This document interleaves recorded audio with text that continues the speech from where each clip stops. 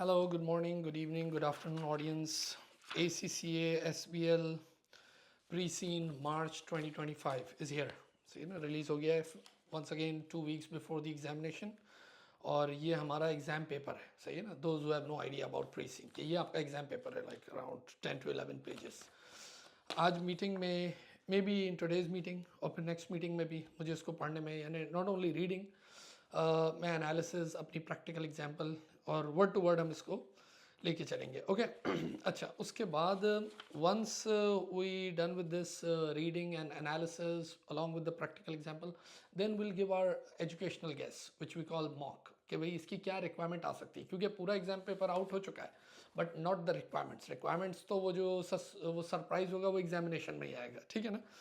तो and you know about pre seen, कि pre seen है क्या. अच्छा, इस दफ़ा जो हमारे पास इंडस्ट्री है, इट्स इट्स अ चैरिटी. अच्छा, चैरिटी डिफरेंट किस्म की होती हैं, कि वाइल्ड लाइफ की भी चैरिटी है, पॉवर्टी के लिए काम करती हैं, एजुकेशन के लिए. But this time the charitable organisation और जो उसका मिशन है वो है preserving historical places.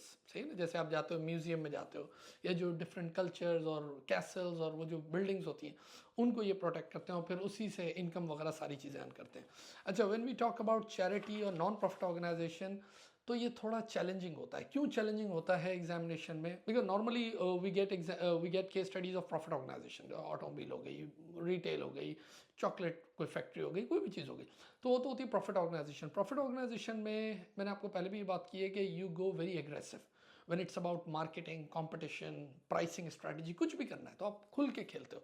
But when it's about non profit organisation, specially when it's a charity, तो चैरिटी में भी कंपटीशन होता है, चैरिटी में भी मार्केटिंग होती है, charity has to sustain, charity की अपनी इनकम है, चैरिटी के एक्सपेंस है, सब कुछ है, वही ऑर्गेनाइजेशन है. One of my students asked me this question, can we apply Porter 5 forces, pastel model, all these things on? हाँ, सब कुछ ही अप्लाई होगा. Charity is also an organisation, non profit organisation. बस मसला ये है कि चैरिटेबल ऑब्जेक्टिव जो उसका मिशन है, जब when you talk about the strategy, कोई प्राइसिंग की, मार्केटिंग की, कंपटीशन की, किसी चीज़ की आप बात करोगे, तो उसमें एक चीज़ ये भी दिमाग में रखनी होती है कि उसका जो चैरिटेबल ऑब्जेक्टिव है कहीं वो डेड ना हो जाए, ऐसी बात ना हो. मैं आपको यूं मिसाल भी दूं, जैसे even in profit organisation sometime कुछ ऐसी इंडस्ट्री या सेक्टर्स हैं ना, जैसे एजुकेशन सेक्टर है, क्या एजुकेशन सेक्टर में मार्केटिंग, कंपटीशन ये सब होता है? यस, होता है. लेकिन कहीं ना कहीं आपको कुछ थोड़ा कंट्रोल करना पड़ता है, सही है ना, थोड़ा हल्का हाथ रखना पड़ता है. हाँ, या तो कोई रिटेल हो, या कोई चॉकलेट हो, या कोई गारमेंट्स हो, तो उसमें तो बहुत खुल के खेलते हैं, कैसे भी किसी भी मॉडल को हायर कर लिया, कुछ भी. One more example, let's say medical. तो मेडिकल में भी क्या होता है, क्या मार्केटिंग होती है? होती है. कंपटीशन सब होता है. लेकिन क्या आप ये कर सकते हो कि केबल टीवी पे ऐड चला रहे हो, या आप कोई ऐसा ऐड चला रहे हो कि भाई ऐसी ऑफर है कि आए आके हमसे हार्ट ऑपरेशन कराएं, buy one get one free, हाँ, buy one heart operation get mental operation. ऐसी एडवर्टीजमेंट नहीं हो पाती, सही है ना. ऑल्दो वो ऑर्गेनाइजेशन है, उनमें मार्केटिंग, कंपटीशन सब कुछ होता है, लेकिन कहीं ना कहीं you have to go very professional and easy. तो यही चैरिटी में भी यही है कि थोड़ा बहुत इसमें कंपटीशन, सॉरी, थोड़ा बहुत इसमें चैलेंज है. एग्जामिनेशन में आता है ये चैलेंज. अच्छा, अब जब हम बात करें चैरिटी की और एनजीओस की और नॉन प्रॉफिट की, तो आपको ये भी पता है कि इसके अंदर फ्रॉड के, यानी दिमाग इसी तरह, जब हम अभी शुरू करने से पहले पहले थोड़ा दिमाग बनाए इसमें, कि आजकल दुनिया में हो क्या रहा है प्रैक्टिकली. मनी लॉन्ड्रिंग के बहुत सारे काम जो हैं वो ज़ाहिर नॉन प्रॉफिट और चैरिटीज़ और एनजीओस के थ्रू ही हो रही है, कि यहाँ से उसने पेमेंट उसको की और वहाँ से पेमेंट निकली. या फिर fat cat salaries, for example इधर से आपने अपना ब्लैक मनी उसको दिया एज अ डोनेशन, क्योंकि उनकी तो सोर्स ऑफ इनकम क्या होती है, डोनेशन. वो डोनेशन दे दिया और वहीं बोर्ड ऑफ ट्रस्टीज़ में जो बंदे बैठे हुए हैं, या बोर्ड ऑफ डायरेक्टर्स में, उनकी सैलरी से वो पैसा बाहर आ गया. या फिर वही उन्होंने कुछ और सर्विस ऑर्गेनाइजेशन को, क्योंकि चैरिटीज़ जो होती है उनके अपने वेंडर्स भी होते हैं, उनको थोड़ी, यानी सम टाइम ये ब्लैक टू वाइट करने में, लॉन्ड्रिंग उसमें काम आ रहा होता है. इस तरह आजकल बहुत सारी, जब आप when you go for immigration या वीज़ा एप्लीकेशन, इन सब में, तो वो आपसे ये सवाल बहुत करते हैं कि भाई are you a part of the NGO, किसी चैरिटी उसका पार्ट हो, यानी उसको पूरी दुनिया में बड़ा मॉनिटर किया जा रहा है. मैंने कहा ना, मनी लॉन्ड्रिंग, टैक्स रिलीफ इसके लिए, कि बहुत सारी जगहों पे. अच्छा, अभी हम ये भी इसमें पढ़ेंगे कि कुछ जगहों पे तो चैरिटीज़, कुछ मुल्कों में चैरिटीज़ दे गो वेरी इजी, सही है ना, नो ऑडिट नथिंग, कोई टैक्स वैक्स कुछ भी नहीं. लेकिन कुछ जगहों पे बाकायदा स्क्रूटनाइज ज़्यादा होता है, कि उस पर ऑडिट वगैरह और बाकायदा रेगुलेटरी बोर्ड, ये सब इसमें भी दिया हुआ है, ठीक है ना. तो यानी दिमाग में ये रखना है कि when we start this case study और इस क्वेश्चन को हम स्टार्ट करें, तो आप ये दिमाग लेके चलें कि आपके पास एक ऐसी एक चैरिटी और जिसके अंदर ये पॉसिबल रिस्क मौजूद है, ठीक है. Okay once again we have page 1 जिसमें आपके कंटेंट्स दिए हुए हैं। अच्छा, आपको पता है always whenever we have a pre seen available, उसमें क्या होता है, देर आर 2 पार्ट्स, जो मेजर 2 पार्ट होते हैं। एक पार्ट क्या होता है जिसमें they talk about the industry, कि भाई इंडस्ट्री है ना, आपको बिल्कुल स्क्रैच से बताता है, as if you know nothing, सही ना, जैसे ऊबर का केस आया था, टैक्सी का ही वो। तो सबसे पहले आई थिंक 4 to 5 पेजेस जो होते हैं वो किस पे होते हैं, about the industry, not about the company, not about the organisation. जो हमारा केस है उस पर नहीं, पहले सबसे पहले वो इंडस्ट्री आपको समझाते हैं कि प्रोडक्ट है क्या, सही है ना, इस इंडस्ट्री के क्या चैलेंजेस, इस इंडस्ट्री में क्या क्या है।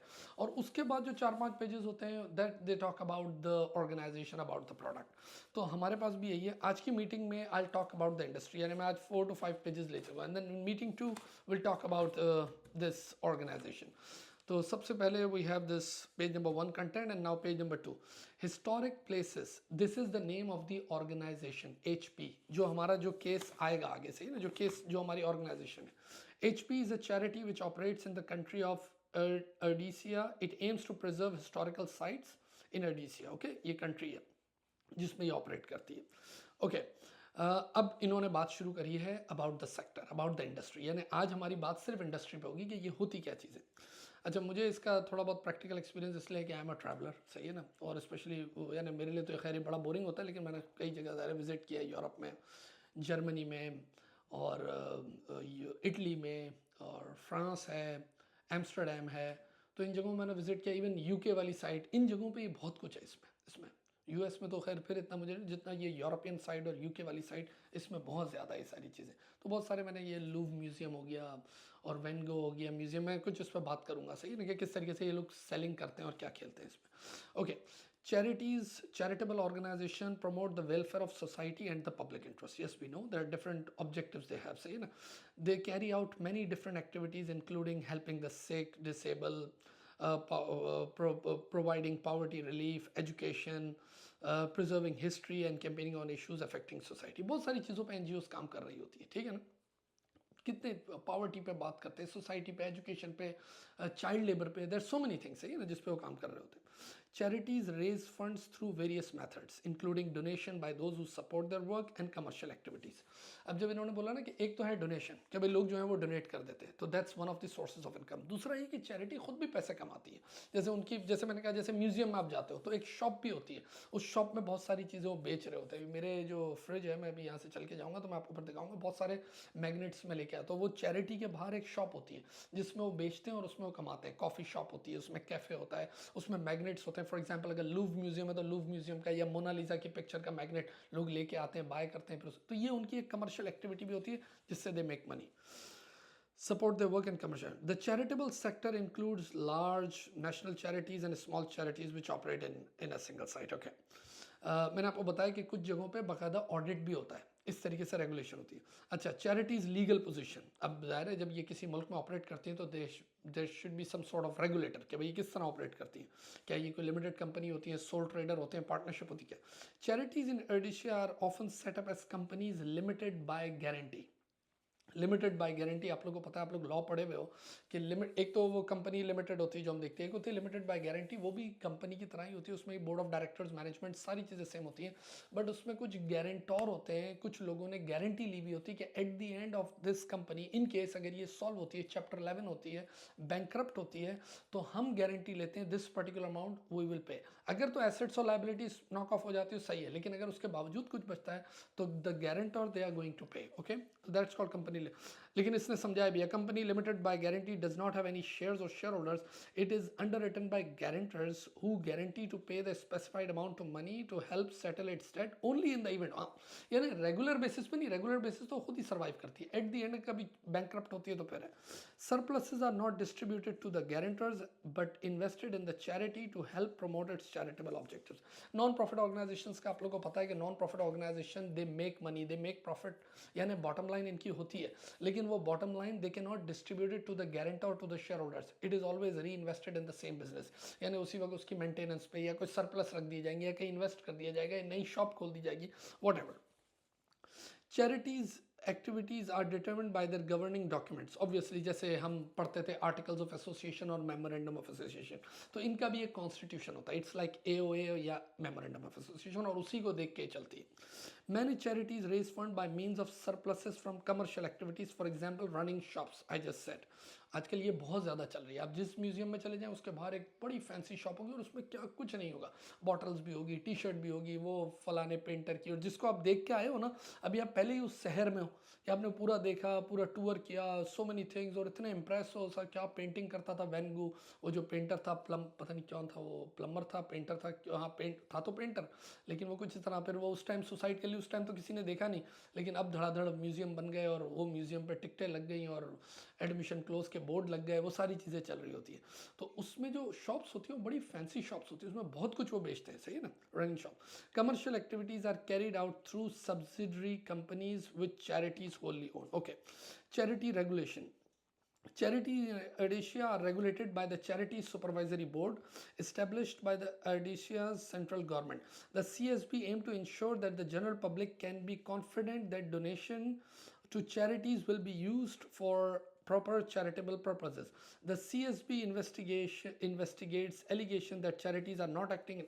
देखिए, जिस तरीके से चैरिटी का अपना कॉन्स्टिट्यूशन है और उसके अपने बोर्ड ऑफ ट्रस्टीज हैं टू रेगुलेट द चैरिटी, इसी तरह जो चैरिटीज़ हैं उनके ऊपर भी तो कोई रेगुलेटर हो, बाय लॉ कोई ऐसा हो कि जो इनको रेगुलेट करे और जो कंफर्ट जोन दे to the public, because public they are paying donations, वो पैसे जो फंडिंग कर रहे हैं, तो उनको भी तो एक कंफर्ट फैक्टर मिले ना कि हाँ यार, जैसे कंपनी लॉ होता है या जैसे कॉर्पोरेट गवर्नेंस होता है, कि इसी तरह वो क्या देता है आपको, या स्टॉक एक्सचेंज के रेगुलेशन होते हैं, it gives comfort factor to the public कि हाँ, जो शेयर होल्डर या इन्वेस्टर्स या डोनर हैं उनको रिलैक्सेशन देने के लिए कि हाँ भाई, इनको हम मॉनिटर कर रहे हैं। तो ये this is the role of CSP. The content of charities account is govern by the statement of recommended practice SORP published by the CSP. जैसे आपके IAS, IFRS, international standards on auditing, इनके भी अपने रेगुलेटर हैं जिससे accounts monitor हो रहे हैं। The CSB require all charity accounts to be audited, I just said. Larger charities whose annual income exceed $10 million need to report an internal control and risk management system, with the report being reviewed by the charity's external auditors. Same corporate governance. Okay, charities and commercial subsidiaries wholly owned by charities are not subject to taxation in Rhodesia. Okay, tax कोई नहीं है, सही है ना, इसी वजह से थोड़ा ज़्यादा मसला है। हेरिटेज सब सेक्टर, आगे बढ़ते हैं भाई। Many charities in Rhodesia exist for the purpose of preserving the country's heritage at urban and rural sites. Heritage means things of historical or cultural value which are worthy of preservation. अभी मैंने आपको बता दिया कि वो जो पुरानी buildings, पुराने म्यूजियम, मैंने आपको मिसाल दी वैन गो की, मैंने आपको मिसाल दी लूव म्यूजियम की, कुछ बड़े बड़े कैथीड्रल्स स्पेन में, इटली में, रोम में, फ्लोरेंस में, बड़े बड़े कैथीड्रल्स मैंने कुछ विजिट भी किए, उनको प्रिजर्व करते हैं। इसी तरह वो आपको याद होगा उस टाइम का वेरी फेमस WWII में वो जो बच्ची थी, उसने एना, क्या नाम था, मैंने इधर लिखा, मैं उसका भी वो घर है ना वो उन्होंने मेंटेन किया हुआ, मैंने इधर लिखा था कहीं, हाँ, Anne Frank, very famous Anne Frank house. तो एन फ्रैंक एम्स्टरडेम में उसका घर के वो जो डायरी, किस तरह वो हिटलर से बच के और वो सारी चीज़ें, वो सारे, वो पूरा उसका घर उन्होंने प्रोटेक्ट किया हुआ है। तो ये वो सारी चीज़ें क्या हैं, ये है वो हेरिटेज सब सेक्टर, कि भाई ये जो चैरिटी है उसका जो जो उसकी सब इंडस्ट्री है वो यही है कि they do all these things. Charities in the heritage subsector conserve and maintain historical sites, including buildings, museums, and objects kept at those sites. They generally allow public admission to the sites which they maintain. पैसे लेते हैं। Heritage charities aim to bring history to life for visitors. They seek to encourage public appreciation of and participation in heritage. This includes encouraging members of the public to visit sites and work for the charities as unpaid volunteers. यानी लोग सिर्फ देखने ही नहीं आते बल्कि वो काम भी करते हैं उसमें आके, और वॉलंटियर वर्क भी करते हैं, सही ना, वॉलंटियर वर्क भी करते हैं क्योंकि दे फील गुड, उनको अच्छा लगता है। Okay, heritage charities are also concerned with education. They host visits from groups of school children and students at their sites. Some establish formal links with schools. School के बच्चे आते हैं, हाँ, पूरी स्कूल बस भर के जाती है, वो जाके विजिट करते हैं, ये स्कूल जाते हैं, उनको नॉलेज देते हैं कि yes we have this museum and this is the history of the museum, this is the importance of the museum, वो इनको इन्वाइट करते हैं। तो ये एक इनका एजुकेशन वाला काम भी है। द टू लार्जेस्ट, देखिए जब तक अवेयरनेस नहीं होगी, जब तक एजुकेशन नहीं होगी, nobody will come, neither members nor student donors, volunteer कोई भी नहीं आएगा। तो अवेयरनेस देना बहुत ज़रूरी है। और अब तो इलेक्ट्रॉनिक हो गया थ्रू वेबसाइट और सोशल मीडिया इन सब चीज़। The two largest heritage charities in this country are historical places, एक जो हमारा केस है वो बहुत बड़ी है, which mainly looks after site over 300 years old and living the past, ये दूसरी चैरिटी है जो हमारा केस में नहीं है, which mainly cares for the site which are less than 300 years, यानी हमारा जो केस स्टडी है वो उन बिल्डिंग्स और उन चीज़ों के साथ है which are 300 years old, सही ना, बहुत ज़्यादा बुजुर्ग है। Now heritage charities significant stakeholder, अब ये बता रहे हैं इस इंडस्ट्री में जो चैरिटीज होती हैं उसके नॉर्मली स्टेक होल्डर कौन होते हैं। तो भाई कौन होते हैं, एक तो होते हैं ट्रस्टीज, जैसे आपके बोर्ड ऑफ डायरेक्टर्स होते हैं। Trustees are individual who oversee charities activities, they are responsible, वही सारी बातें जो बोर्ड ऑफ डायरेक्टर्स वाली, they are responsible for ensuring that it acts according with its charitable objective, वो जो उसका कॉन्स्टिट्यूशन है, and complies with regulation. Trustees should ensure that the charities control and risk all board of directors thing, सही ना, सब कुछ वही है।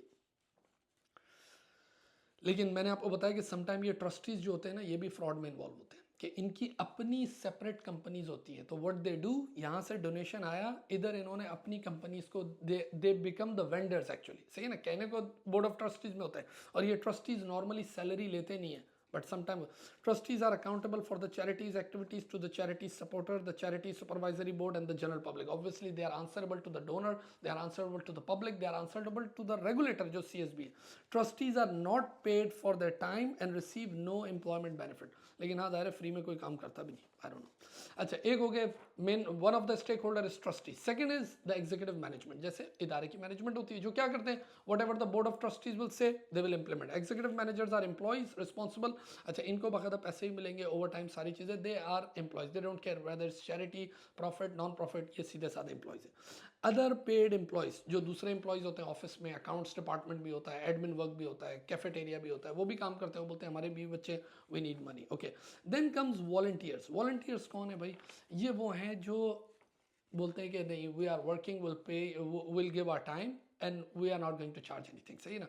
अच्छा, इनको भी बेनिफिट हो रहा होता है, some time it comes in their biodata, in their resume, in their CV। For example school children, college children, वो लोग जाते हैं अपना समर टाइम में थोड़ा टाइम दे देते हैं, सही है ना। कभी कोई बड़ा इवेंट हो रहा है तो उसमें आके सिक्योरिटी के लिए खड़े हो जाएंगे, टिकट चेकिंग के लिए खड़े हो जाएंगे, क्योंकि बहुत सारे इवेंट्स भी हो रहे होते हैं। तो ये वॉलंटियर्स जो हैं दे डोंट टेक मनी, सही है ना, कोई नहीं लेते, ये सिर्फ आते हैं, इंजॉय करते हैं। समटाइम इनके फ्रेंड्स आ रहे होते हैं, इनके अपने सोशल ऑब्जेक्टिव्स भी होते हैं, and they feel good also कि they are supporting a good cause. अच्छा, और ज़ाहिर है obviously they have no contractual obligation, तो ये कभी भी छोड़ के भी चले जाते हैं। Then comes donors. डोनर्स कौन है, जो पैसे देते हैं। हाँ, आप जाते हो किसी सुपरमार्केट में और आप देखते हो एक बॉक्स पड़ा हुआ है और वो लिखा हुआ होता है at the cash counter when you are paying for your goods, तो वहाँ लिखा होता है कि हाउ अबाउट यू पे $1, $2, $10 टू द चैरिटी, हाँ, वो हेल्पिंग कैंसर पीपल, वो हेल्पिंग एजुकेशन, तो वो सब डोनर्स हैं।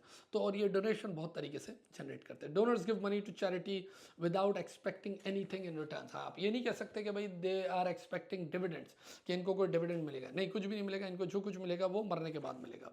Then comes members. मेंबर्स कौन है, मेंबर्स वो जनरल पब्लिक है जो इस म्यूजियम के, इस चैरिटी के मेंबर्स, यानी एनुअल फी देते हैं और फिर ये रेगुलर बेसिस पे विजिट कर रहे होते हैं इधर आके। देखिए पढ़ते हैं इसको जरा।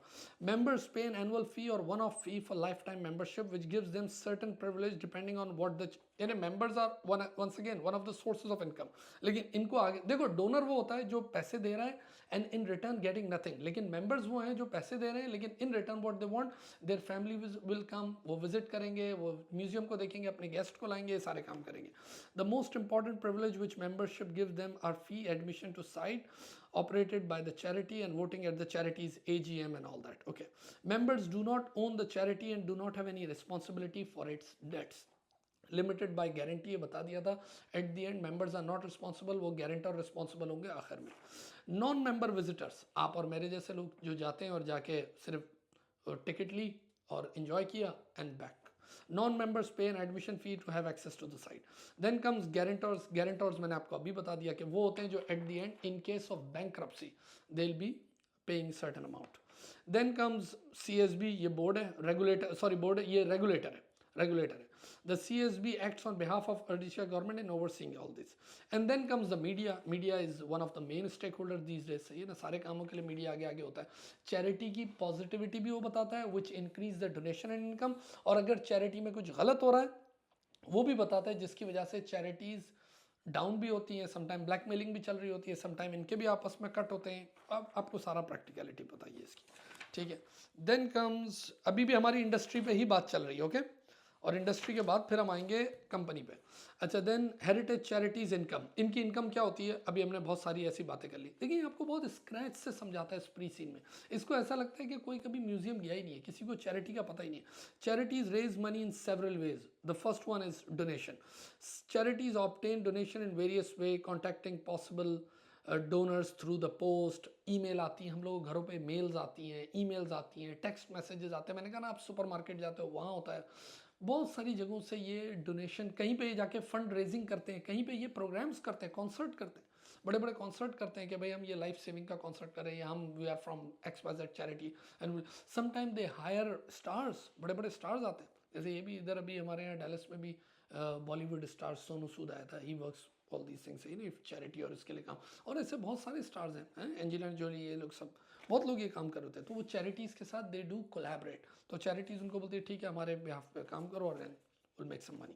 तो उनको अगर लगता है कि हाँ यार ठीक है, they are working for good cause, they have done their audit, everything, due diligence उन्होंने किया हुआ होता है, तो ठीक है।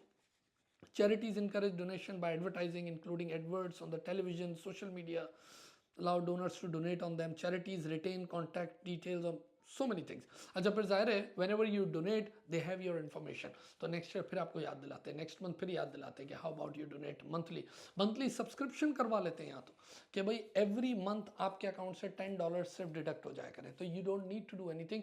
एवरी टाइम हम आपको रिमाइंड नहीं करेंगे, आपको पे करने की जरूरत नहीं, आपके क्रेडिट कार्ड से ऑटो पे सब्सक्रिप्शन हो जाएगी।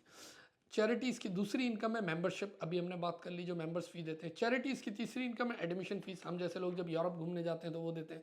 चैरिटीज़ की एक और बड़ी इनकम है जो मैंने आपको बताया, वो है commercial activities, specially the shop. Commercial income can come from various sources. Most size have catering facility, cafe है, रेस्टोरेंट है at the site. Smaller catering facility में ओनली प्रोवाइड स्नैक्स, ड्रिंक्स, कहीं पे वो ज़ाहिर खाना पीना फुल फ्लश होता है। Most sites also have shops. मैंने बताया शॉप्स में सब कुछ मिल रहा होता है, वाटर बॉटल भी मिलेगी, टी शर्ट भी मिलेगी, मैग्नेट्स भी मिलेंगे, पेंसिल्स भी मिलेंगी, बैग्स भी मिलेंगे, you name it, it's like a mall. सारी चीज़ें मिलती है और उसी म्यूजियम से रिलेटेड। तो you always want to buy those stuff, so, you know, clothing, bags, ये वो सब, charity के logos. A small number of charities in Asia also operate shop which are not in the site. अच्छा, एक ये भी है, मुझे शायद याद है मैंने भी एक आध चीज़ इस तरह बाय की थी, जो उस म्यूज़ियम में मैं नहीं जा सकता था, लेकिन मुझे उस म्यूज़ियम का वो मैग्नेट चाहिए था।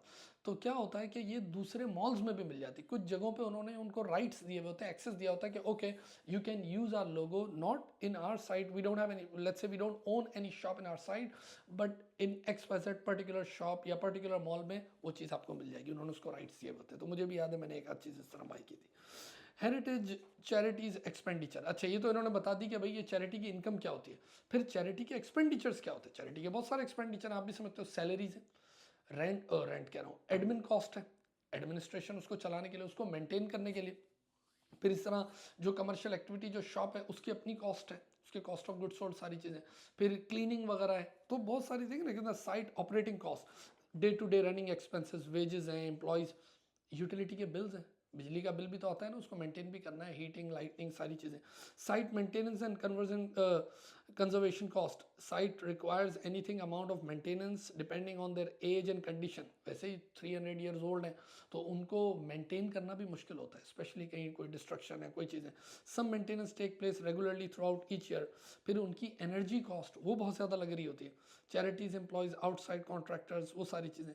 चैरिटीज़ ऑल्सो इनकर cost conserving historical object at the site. Administrative cost, you know, administrative cost, general cost जो है सारी सही ना। हेरिटेज चैरिटीज चैलेंज, अब ये चैलेंज बता रहे हैं, इनकम बता दी, एक्सपेंस बता दिए, अब इस इंडस्ट्री को, नॉट आर पर्टिकुलर कंपनी, इस इंडस्ट्री को क्या चैलेंजेस हैं। The principal challenge which charities face is the variety of factors which can cause deterioration in the sites and object which they are trying to preserve. We already discussed. These include the passage of time and natural conditions such as high humidity, pollution, and violent weather condition caused by climate change and all that. Wear and tear from having a large number of visitors can also affect site, जो depreciation. Larger charities are also dependent on recruiting sufficient volunteers to ensure they're enough. Yes, HR, this is one of the challenge. क्या लोग कौन आके काम करेंगे? कुछ लोग ऐसे होते हैं बोलते हैं भाई हम इसके साथ काम नहीं करेंगे, हम तो अपना जो जॉब चल रही है तो हो गए normal employees. But when it's about volunteer, those who have no contractual, यानी फ्री में बंदे कैसे ढूंढे? कभी जैसे हमें कॉलेज में काम है, हम अपने एक तो हमारा स्टाफ है वो काम करेगा, एक है अपने स्टूडेंट्स. अब स्टूडेंट बोलेंगे यार हम इधर पढ़ने आते हैं, हम लोग आज नहीं काम कर रहे, तो नहीं कर रहे. बहुत से स्टूडेंट सपोर्ट कर भी देते हैं, लेकिन कभी वो कहते हैं कि नहीं ठीक है, because there is no obligation, because they are not taking any consideration. तो it's very difficult to attract, सही ना. Thus saving charities salary cost, but their hours and attendance may not be regular and they may decide to stop volunteering suddenly. बिल्कुल हो सकता है. Charities, heritage charity face the challenge that yes, this is the competition. देखो जब आप donation मांगने जाते हो, आप बोलते हो हम ये फलानी साइट मेंटेन करेंगे, ये म्यूजियम मेंटेन करेंगे. आपके सामने एक चैरिटी पैसे मांग रही है, पता है किस बात के? कैंसर पेशेंट के लिए. लोग बोलेंगे अरे यार ये पुरानी बिल्डिंग के लिए क्या करना है यार, ये पुरानी बिल्डिंग को कौन देखने आएगा? मैंने अभी आपको बताया कि यार इट्स जस्ट बोरिंग. मैं अपने बता रहा हूँ, इससे बेहतर है कि मैं ह्यूमन लाइफ के लिए कुछ कर लूँ, मैं ग्रीन लाइफ के लिए कुछ कर लूँ, मैं एजुकेशन के लिए कुछ कर लूँ, पॉवर्टी के लिए कुछ कर लूँ. इसको तो चैरिटीज़ का आपस में भी कंपटीशन है, सही है ना. In when it's about seeking donation, potential donors are likely to receive communication from many charities. You get text, mails, so many things every day. Charities which are in the news at particular time may raise a considerable sum of money, but this may mean that donors give less to other charities which they normally support. अच्छा, हर इंसान उसी charity को देता है, यानी आप उस जगह पैसे देते हो in on in which you actually believe or you care actually, for the cause they're doing. या आप बोलते हो यार मैं एक सुपर मार्केट में भी जाता हूँ और वो बोलते हैं यार हम अपने प्रॉफिट का X% will give to education, तो मैं बोलूँगा यार 2 सुपर मार्केट है, I go to this supermarket. क्यों? क्योंकि मैं उस कॉज को वैल्यू करता हूँ. तो बोलता है यार एजुकेशन के कॉज को मैं वैल्यू करता हूँ, तो I buy my grocery from this supermarket. तो ये डिपेंड करता है लोग किस किस चीज़ को ज़्यादा, उसके लिए कल्चर इज़ वेरी इंपॉर्टेंट कि यार हमारी हिस्ट्री कल्चर मेंटेन रहेगा तो will give donation to them. लेकिन सामने वाले भी इन्फ्लुएंस कर रहे होते हैं. At present there is a recession. ये बहुत बड़ा पॉइंट है. देखें ये सारी बातें, ये डोनेशन, ये एडमिशन फीस, ये विजिट करना और ये म्यूजियम, ये तब की बातें when things are going great. अगर रिसेशन चल रहा हो, already things are down, inflation is up, employment unemployment is high, आपके घर में पैसे हैं नहीं, आप बोलोगे यार मैं अपने बच्चों को खाना खिलाऊं, अपना बिजली का बिल पे करूं या जाके म्यूजियम को डोनेशन दूं. हाँ, तो ये सारी चीज़ें तब की हैं when you are at boom. तो ये जो रिसेशन है ना, many charities have seen a fall in donation. अच्छा, फिर उन्होंने ज़ाहिर KPIs बता दिए कि इस इंडस्ट्री के KPIs क्या होते हैं. फाइनेंशियल इंडिकेटर्स, सही है ना, आप लोग इसमें सब एक्सपर्ट हैं. Membership fees is one of the indicator, donation and all that. Expenditures ये हैं. फिर नॉन फाइनेंशियल इंडिकेटर्स हैं कि कितने विजिटर्स हैं, मेंबर्स, डोनर्स कितने आ रहे हैं, नंबर ऑफ एजुकेशन इवेंट्स कितने हो रहे हैं, number of hours spent on conservation, object work, maintenance project, satisfaction, feedback forms and all that, environment. तो ये उसके KPI है. अच्छा, ये तो है, ये तो इस मीटिंग में वी जस्ट डिस्कस इंडस्ट्री कि भाई ये इंडस्ट्री कौन सी थी, ये चैरिटी थी, और ये चैरिटी में किस लेवल पे चैरिटी थी, किस तरह रेगुलेटर, कैसे इस मुल्क में रेगुलेटर है जो उसको मेंटेन कर रहा है. ये चैरिटी जो है, जो हमारी चैरिटी है, ये किसको मेंटेन कर रही है, 300 ईयर्स ओल्ड. चैरिटी की इनकम क्या है, चैरिटी के स्टेक होल्डर्स कौन है, चैरिटी में गारंटर्स कौन है, चैरिटी के एक्सपेंडिचर्स क्या है, चैरिटी को चैलेंजेस क्या हैं, KPIs. नेक्स्ट मीटिंग में विल डिस्कस आर ऑर्गेनाइजेशन, जो हमारी ऑर्गेनाइजेशन है, हिस्टोरिक प्लेसेस, इस पे हम बात करेंगे, ठीक है ना, नेक्स्ट मीटिंग में. चलें, अब ये अच्छी मीटिंग है, ये आप अपने फ्रेंड्स के साथ शेयर भी कर सकते हो. और मैंने आपको बताया भी कि जब ये 2 मीटिंग्स हो जाएंगी उसके बाद will come with a mock, सही है ना. मॉक लेके आएंगे, जो हमारे स्टूडेंट्स, जो एग्जिस्टिंग स्टूडेंट हैं वो भी उसको अवेल कर सकते हैं, विल हैव 2 मॉक्स. और जो एग्जिस्टिंग स्टूडेंट नहीं है वो भी इसको अवेल कर सकते हैं, और हम उस मॉक्स को चेक भी करेंगे, सारी चीज़ें. और बाकी ये जो मीटिंग्स हैं ये आप अपने फ्रेंड्स के साथ शेयर करें, जो रेलिवेंट फ्रेंड्स हैं उनके साथ शेयर कर सकते हैं, इसमें तो कोई चार्जेस नहीं है. अपना बहुत सारा ख्याल रखें. You have a great evening.